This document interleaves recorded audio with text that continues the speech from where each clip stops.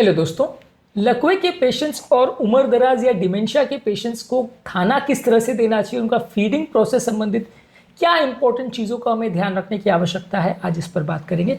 लकवे के पेशेंट्स के लिए या उम्र दराज पेशेंट्स के लिए, डिमेंशिया के पेशेंट्स के लिए खाना अपने आप में बड़ा समस्या हो जाता है। वो खाना खुद से मैनेज नहीं कर पाते, खाने को प्रॉपरली चबा नहीं पाते हैं, उनको बहुत ज़्यादा सपोर्ट्स की ज़रूरत पड़ती है।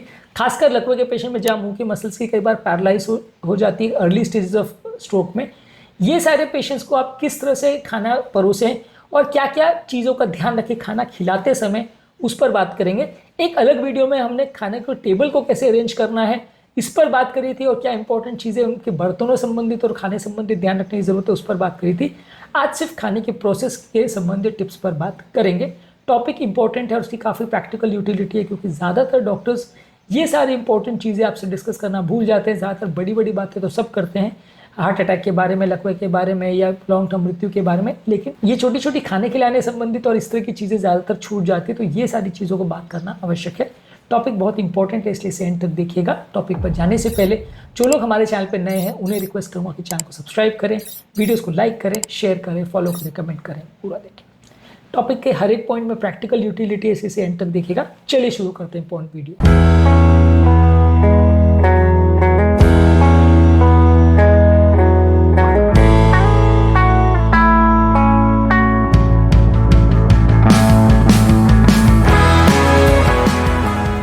सबसे पहले तो आप पेशेंट की खाना निगलने की कैपेबिलिटी को असेस करिए। यदि कि व्यक्ति की खाना निगलने की कैपेसिटी में कोई दिक्कत नहीं है और अगर थेरेपिस्ट जो आ रहा है, जो स्पीच और लैंग्वेज के थेरेपिस्ट होता है, वो अगर प्रॉपर्ली जज कर पा रहा है कि पेशेंट खाना खाने में कोई दिक्कत नहीं है तो कोई प्रॉब्लम नहीं है, तो आप उसको रेगुलर उस हिसाब से खाना दे सकते हैं। यदि दिक्कत ज़्यादा है तो कितनी ज़्यादा दिक्कत है ये आपको असेस करना पड़ेगा। कोई पेशेंट्स ऐसा होंगे जो पूरी तरह से दूसरों पर डिपेंडेंट होंगे, ज़रा भी खुद से खाना नहीं खा पाएंगे।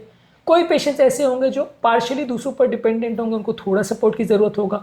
और कोई पेशेंट पूरी तरह इंडिपेंडेंट होंगे जो अपने आप से खाना खा पाएंगे। तो किस स्टेज पे पेशेंट है और लकवे ने उसकी मसल्स और सारे सिस्टम को कितना डैमेज किया है, ये सारी चीज़ों को भी समझना ज़रूरी है, ताकि पेशेंट के कितना हेल्प की ज़रूरत है इसको असेस किया जा सके। इसके अलावा प्रॉपर फूड का टेक्सचर ज़रूरी है। आप फूड ऐसा बनाइए जो कि चबाने में आसान हो, निगलने में आसान हो। जैसे कोई प्यूरी किया हुआ या पीसा हुआ या सॉफ्ट खाना ही बनाइए। आप अगर उनको डायरेक्ट अखरोट खाने को दे देंगे या फल खाने को दे देंगे तो कई बार पेशेंट को वो खाना बड़ा मुश्किल हो जाएगा, क्योंकि किसी यंग व्यक्ति के कंपैरिजन में ये लकवे के या उम्र दराज या डिमेंशिया के पेशेंट चीज़ों को उतनी इजीली चबा के खाना उनको मुश्किल होता है, खासकर लकवे के पेशेंट्स में। तो ये सारी चीज़ों का आप ध्यान रखिए कि उनको प्रॉपरली पीस करके चीज़ें दीजिए। उनके कई बार दांत भी इस तरह से ख़राब हो जाते हैं कि वो खाने को प्रॉपरली चबा नहीं पाते हैं, और चबाते हैं तो गले की मसल्स इतनी वीक हो जाती है कि खाने को निगल नहीं पाते। यदि बहुत बड़ा बोलस का खाना उनको दिया जो पूरा मुंह को भर देगा तो उतना खाना वो निगल नहीं पाएंगे, मुंह में फंस सकता है।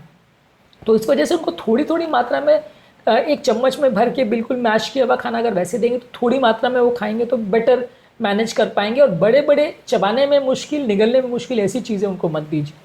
इसके अलावा थोड़ी थोड़ी मात्रा में ही उनको खाना खिलाइए। मान के चलिए कि उनको खाना खाने में टाइम लगेगा। रेगुलर व्यक्ति को मान लीजिए खाना खाने में 5 से 10 मिनट लगता है, तो उनको आधे से 1 घंटा लगेगा, कम से कम 5-7 गुना ज़्यादा टाइम लगेगा, ये मान के चलिए। क्योंकि इस तरह के पेशेंट्स में क्या है, उनको हर एक चीज़ को बहुत थोड़ी थोड़ी मात्रा में खिलाना पड़ता है और एक बार में वो बहुत ज़्यादा देर तक खा भी नहीं पाते, थक भी बहुत जल्दी जाते हैं। तो इस तरह के पेशेंट्स को आपको मान के चलना पड़ेगा कि सेम खाना जो है, जो यंग आदमी आधे मिनट में या 5 मिनट में खा लेता है, वो आपको उनको लगभग आधे घंटे तक खिलाना पड़ेगा और हो सकता है फिर 1-2 घंटे के बाद वापस से खिलाना पड़े। क्योंकि ये सारे लोगों को आप बहुत बड़ी मील्स एक बार में देना बड़ा मुश्किल पड़ता है। बहुत ज़्यादा मात्रा में खाना अगर आप उनको देंगे तो वो नहीं खा पाएंगे। और हर बार जो आप खाना का कौर दे रहे हैं, मान लीजिए अगर 1 चम्मच भर के दे रहे हैं तो वो छोटी चम्मच में उनको खाना भर के दीजिए, या कोई और तरीके से उनको थोड़ी थोड़ी मात्रा में ही खाने खिलाइए। अब अगर आप एक पूरी रोटी को उनके मुंह में डाल देंगे या एक पूरा बर्गर मुंह में ठूस देंगे तो वो बिल्कुल नहीं खा पाएंगे और वो परेशान हो जाएंगे, उनको चोकिंग भी हो सकती है। तो बहुत छोटे छोटे टुकड़ों में करके एक रोटी के 10 टुकड़े बना के जैसे छोटे बच्चों को खिलाया जाता है, लगभग वैसे ही आपको उनको खिलाना पड़ेगा। आप छोटे बच्चों को जैसे पूरी रोटी मुँह में नहीं डाल देते, वैसे आपको इन पेशेंट्स के साथ भी थोड़ा ध्यान रखना पड़ेगा। इसके अलावा खाने की पेस स्लो होनी चाहिए, धीरे धीरे ही उनको देना पड़ेगा, क्योंकि उनको खाने को चबाने में और निगलने में टाइम लगता है। यंग आदमी जो है तुरंत खाने को चबा के निगल लेता है और फिर लगभग 20-30 सेकंड में वो दूसरा खाना खाने को रेडी हो जाता है। वो मान के चलिए उम्र दराज पेशेंट में उनकी स्वॉलिंग कैपेबिलिटी के हिसाब से किसी को डबल या ट्रिपल टाइम भी लग सकता है। तो इसलिए आपको थोड़ा स्लो ही चलना पड़ेगा। बहुत स्लो भी मत करिए कि ऐसा नहीं करना है कि आपने एक कौर खिलाया फिर आप 5 मिनट वेट कर रहे हो फिर एक कौर खिला रहे हो, तो बोर हो जाएगा पेशेंट, उतना देर खा नहीं पाएगा। तो आपको देखते रहना पड़ेगा कि वो खा रहा है कि नहीं। एक खाया, फिर जब वो निगल लिया, फिर तुरंत आपने दूसरा दिया, तो पेशेंट का इंटरेस्ट भी बना रहेगा। बहुत ज़्यादा अग्रेसिव या जल्दी भी नहीं हो जाएगा, बहुत ज़्यादा स्लो भी नहीं हो जाएगा, एक प्रॉपर स्पीड मेंटेन रहे तो अच्छा है। इसके अलावा खाना खाने के दौरान डिस्ट्रैक्शन नहीं रखिए। पेशेंट उस दौरान अगर लाउड म्यूजिक सुन रहा है या टीवी देख रहा है या मोबाइल फ़ोन पर एंगेज्ड है, तो ये सारी चीज़ों की वजह से खाना पर उसका ध्यान नहीं जाएगा, और जिसकी वजह से वो कई बार खाना श्वास की नली में जा सकता है या प्रॉपर तरह से खा नहीं पाएगा। तो खाने पर फोकस रहे पेशेंट का, ये थोड़ा ध्यान रखिए। ये तो खैर यंग लोगों के लिए भी बोला जाता है, लेकिन हाँ, इस उम्र में ये चीज़ें ज़्यादा ज़रूरी हो जाती हैं। इसके अलावा पेशेंट को अगर आपको एंगेज रखना है तो किसी प्लेजेंट कॉन्वर्सेशन में या किसी पॉजिटिव एनवायरनमेंट में उसको एंगेज करके रखें तो अच्छा है। अगर उस दौरान कोई नेगेटिव बातें हो रही है, उस दौरान अगर चिड़चिड़ हो रही है, झगड़ा हो रहा है या इस तरह की गाली गलौज हो रही है, तो वैसे वातावरण में पेशेंट अपना खाना नहीं खा पाएगा और परेशान हो जाएगा और ज़्यादा डिप्रेशन में चला जाएगा। तो उस दौरान कमरे का वातावरण और जो उससे बात हो रही है वो काफ़ी पॉजिटिव और रीइंफोर्सिंग होना चाहिए, जिससे पेशेंट के अंदर से अगर जो नेगेटिविटी आ रही है वो भी अंदर से सबसाइड हो जाए, वो कम हो जाए और वो थोड़ा सा पॉजिटिव और अच्छा फील करे। उसको इंकरेज करिए। और इस मामले में ये भी ज़रूरी है कि आप पेशेंट को इंडिपेंडेंस के लिए भी इंकरेज करें। अगर पेशेंट खुद से खा रहा है तो आप ज़बरदस्ती उसको खिलाने की कोशिश मत करिए। उसको खुद से खाने का प्रयास अगर वो कर रहा है तो करने दीजिए। जिस लेवल तक कर पा रहा है थोड़ा बहुत आप उसको हेल्प कर दीजिए, लेकिन आप उसको खुद से भी ट्राई करने दीजिए। अगर वो खुद से बिल्कुल ट्राई नहीं करेगा तो भी इंप्रूवमेंट नहीं आएगा। आप उसको बिल्कुल अकेला छोड़ दोगे तो भी अच्छा नहीं है, और आप उसको अगर पूरा ही खाना खिलाओगे, वो खुद से खा पा रहा है तो भी अच्छा नहीं है। जितना वो स्टेप खुद से कर पा रहा है उतना उसको खुद से करने दीजिए। जो वो नहीं कर पा रहा है वहाँ पे आप उसकी हेल्प करिए। इसके अलावा अगर पेशेंट को खाना निगलने में दिक्कत आ रही है, कफिंग, चोकिंग या इस तरह की कोई प्रॉब्लम्स हो रही है या मुंह में खाना फंस जा रहा है, तो उसको थोड़ा प्रॉपरली मैनेज करिए, क्योंकि कई बार इस तरह की चीज़ों के लिए पेशेंट को ऑब्जर्व करना ज़रूरी है। और अगर पेशेंट को खाने में चोक हो रहा है तो तुरंत किसी प्रोफेशनल की मदद से या खुद पे घर पे उसको मैनेज करना आपको ज़रूरी है। ये सब चीज़ों में यदि आपने इंटरवीन करने में या पेशेंट को प्रॉब्लम अगर हो रही है, हेल्प करने में मदद नहीं की और खाना श्वास की नली में चला गया, चोक हो गया पेशेंट, तो कई बार आपको पेशेंट की जान भी जा सकती है, पेशेंट को खतरा भी हो सकता है, एस्पिरेशन भी हो सकता है। तो जो भी व्यक्ति पेशेंट को खाना खिला रहा है उसको ये सारी चीज़ों के बारे में एजुकेशन होनी चाहिए और ध्यान रखने की ज़रूरत है कि पेशेंट जो खाना खा रहा है उसको कोई दिक्कत तो नहीं आ रही है। इसके अलावा पेशेंट को बीच बीच में थोड़ा पानी भी देते रहिए। कई बार क्या है, पेशेंट का जो सैलिवेशन प्रोसेस है वो कॉम्प्रोमाइज़ हो जाता है स्ट्रोक की वजह से, तो खाना गीला करना उनके लिए थोड़ा मुश्किल हो जाता है, मुंह में फंसने लगता है, चिपकने लगता है खाना। तो इसलिए उनको बीच बीच में थोड़ा पानी भी देते रहिए।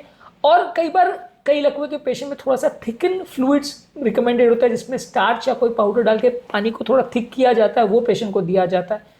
ये ऐसा इसलिए होता है कि कई बार आप सिंपल नॉर्मल पानी अगर पेशेंट को देते हो तो पेशेंट को निगल नहीं पाता है, वो श्वास की नली में जा सकता है। तो कई कई तरह के पेशेंट्स में थिक करके फ्लूइड को भी देना आवश्यक होता है, जो कि पेशेंट की निगलने की प्रोसेस को बेटर हेल्प करता है। इसके अलावा एक पॉजिटिव रीइंफोर्समेंट की ज़रूरत है कि पेशेंट को प्रॉपर एनकरेजमेंट करिए। उसको पॉजिटिव बोलिए कि हाँ, भले वो अच्छा ना भी कर रहा हो या भले उसकी ओवरऑल कंडीशन कॉम्प्रोमाइज़ भी हो, लेकिन आपको उसके बारे में पॉजिटिव ही बोलना है, उसको इनकरेज ही करना है कि वो अच्छा फील करे। नहीं तो पेशेंट ऑलरेडी डिप्रेशन में होता है और डिप्रेशन में चला जाएगा। इसके अलावा आपको पेशेंस रखने की ज़रूरत है, आपको शांति रखने की ज़रूरत है, क्योंकि कई बार क्या होता है, आप पेशेंट के साथ इरिटेट हो जाते हो कि यार एक रोटी खाने में आधा घंटा लग रहा है। जैसे हम कई बार बच्चों को भी चिल्ला देते हैं कि एक रोटी खाने में आपको इतना टाइम क्यों लग रहा है। तो इस तरह के लोगों के साथ हमको थोड़ा पेशेंस रखना ज़रूरी है, क्योंकि वो अपनी बीमारी की वजह से, मजबूरी की वजह से नहीं खाना खा पाते या स्लो खा पाते हैं। तो आपको थोड़ा शांति रखने की ज़रूरत है, उनके ऊपर चिड़चिड़ाना नहीं है। इसके अलावा खाना खाने के बाद आप पेशेंट को एटलीस्ट आधे घंटे तक कंटिन्यूस बिठा के रखें, ताकि वो ग्रेविटी की वजह से खाना पेट में जाए, डाइजेशन बेटर हो, रिफ्लेक्स ज़्यादा नहीं हो। और उनको तुरंत ही खाना खाते लेटा नहीं देना है। खाना खाने के बाद एटलीस्ट आधा घंटे तक उनको बिठा के रखना है। और खाना खाने के बाद आपको उनका मुंह भी क्लीन करवाना है, या किसी पानी डाल के या माउथ वॉश दे के या ब्रश करके आपको क्लीन कराना है, क्योंकि कई बार इस तरह के लोगों के मुंह में चीज़ें चिपक जाती है जिसको वो खुद क्लीन नहीं कर पाते हैं, और वो चीज़ें बाद में इन्फेक्शन हो जाती है, फिर मुंह से स्मेल आने लगती है, जो कि खाना खिलाने वाले के लिए और व्यक्ति के लिए, दोनों के लिए इरिटेशन हो जाता है। तो ये सारी चीज़ों को ध्यान रखिए, क्योंकि वो अपना मुंह भी प्रॉपर क्लीन कई बार नहीं कर पाते हैं। इसके अलावा कुछ इंपॉर्टेंट सेफ्टी टिप्स है जो आपको ध्यान रखने की ज़रूरत है।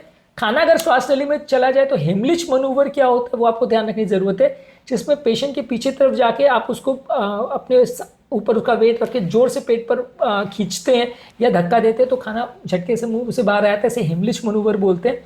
ये कैफ़े वगैरह में भी जब गले में अगर हड्डी वगैरह चली जाती है तो भी ये चीज़ किया जाता है। तो इससे झटके से खाना अगर श्वास की नली में चला गया तो आ जाए वापस बाहर। ये आपकी खाना खिलाने वाले को इसके बारे में जानकारी होनी चाहिए, नहीं तो क्या सडन पेशेंट चोक कर जाएगा और आपको मैनेज करते नहीं आएगा।